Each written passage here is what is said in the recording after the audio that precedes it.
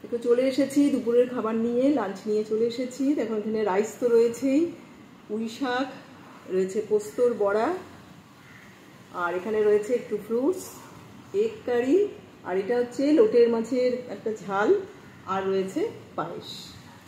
প্রথমে দেখো খাচ্ছি আমি একটু পুঁই শাকটা দিয়ে।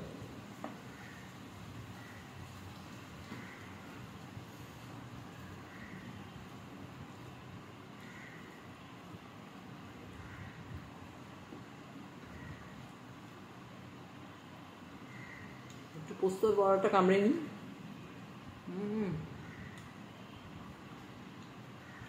দারুণ হয়েছে।